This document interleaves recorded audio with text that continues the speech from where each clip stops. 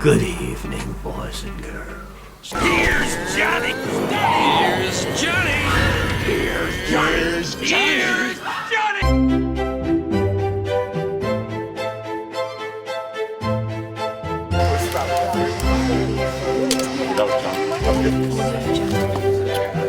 I could be wrong. To be perfectly I don't even. I get free therapy here, and it saves me money. Johnny's good. I come here especially because I love Johnny. He always tells me, you gotta check out this bootleg, or we just got this stuff in. That's what I really like about a record store, is you have a relationship with somebody. Yeah, Johnny's very knowledgeable about music. It's really fun here. I'll definitely be back. It's just so much fun to come in just to see all the music. I've gotten back into vinyl, and it's great to have a store nearby that carries this stuff. It's really cool. You know, for a little place, it packs a lot in here. You never know what you're going to find here. If I can't find it, Johnny will get it for me. He always comes through. Do I trust Johnny? God. I think there's something special about shopping in a place like this. He's just been such a reliable person, a great, intelligent, smart as a whip, knows a lot about everything. I mean, he's just one of those guys. It's like the record collector's version of a bartender. I'm part of some narrative that he's got going. Evidently, I guess I'm a penguin. What makes Johnny special is me. The fact that it's me, that I listen to everybody that comes in the store, that I talk to everybody, that I have a heart that is open to everybody's situation and am willing to talk to them. People have always come in here and gone, am I in the right time zone? Am I in Darien, Connecticut? Yeah, sorry. How did this happen? I don't know. And that's part of the weirdness of this place. Yeah, I was born in Brooklyn. We moved into Darien when I was 5. Very different town then. Cool town. Wonderful town to grow up in. Idyllic childhood. My last name's Conrad. People used to call me Conradical. Just, I was not cut from the normal cloth. I just found mischief wherever I went. And things always struck me as, everything strikes me as funny. Darien 1975 was a wonderful place to be in. I'd been out of college for about 3 years. I was working on writing, and it wasn't going the way I wanted it to. Somebody said to me, hey, why don't you open a record store? The way I work is I thought about it for 24 hours, and I said, okay, that's what I'll do. I'll open a record store. Went downtown, found this store, met the landlord, and he says to me, how long are you going to be here? And I go, I don't know, maybe a year. And he smiled and said, okay, I'll give you a year-to-year lease. My next step was I came in here, started taking speed, drinking beer, and building record racks. I was putting the store together quicker than I was coming up with a title for the store, a name for the store. And I mentioned it to a childhood friend of mine. He mentioned it to his mom, and his mom said, well, Jesus, just call it Johnny's for God's sakes. No plan, no idea, nothing. Records started coming in, t-shirts started coming in, posters started coming in, there was sawdust everywhere.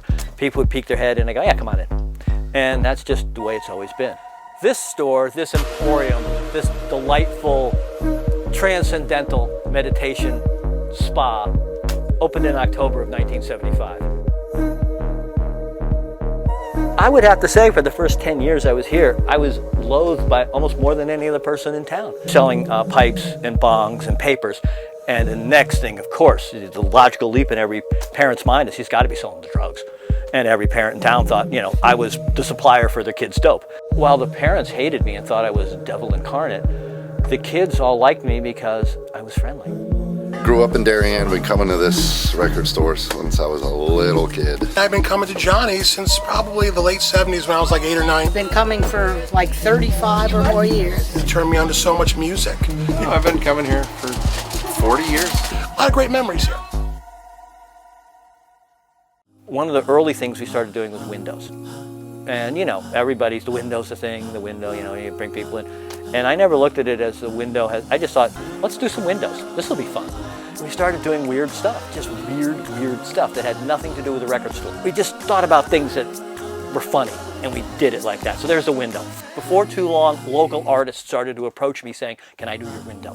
I want to do your window. And they started coming in doing my window, and it was unbelievable.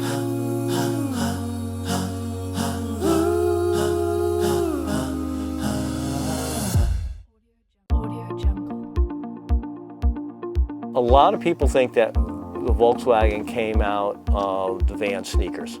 And in a sort of gestalty way it did, but it wasn't what we were thinking about at the time. A lot of silly ideas would always pop up, but it's life. It's what's fun about life.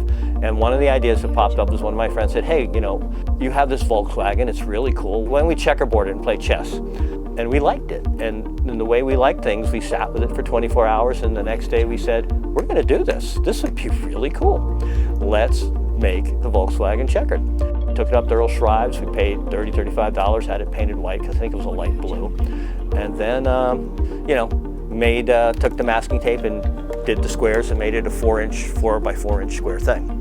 And that was the first Volkswagen, 4x4, very cuddly, loving, teddy bear kind of a Volkswagen. And it was really cool. It was parked in front of the store. People would see it and they'd know if I was here. So people wouldn't go by the hours posted, they'd go by whether or not the Volkswagen was in front of the store. That would tell them if I was actually got my lazy butt out of bed and got here. They'd know. I wanted to do an animated commercial. MTV had just started. I figured, boy, this would be great. A friend of mine who was an artist, I mentioned this to him at a party, and he said, I know this guy. Gotta put you two guys together. His name's Howard Beckerman, and he's famous for animated commercials. He did the Alka-Seltzer commercial back in the 60s with this guy dog into his stomach. Howard called me and he came, he said, well, think about something that you'd want to use to do an animated commercial, because you want to do an animated commercial, you got to have some thoughts. I had none. He comes down, looks at the Volkswagen, looks at me and goes, all right, I'm good. I know what I'm going to do. Johnny's Records. All this time and nobody was filling it. And they liked the commercial. Who wouldn't? Howard made it. So I got, let's say I bought 10 spots. I'd get 100 spots, literally, because they had to fill the time. So my spot was running all the friggin' time. Johnny's Records, 45 Tokenique Road, Darien, Connecticut. The amount of business that it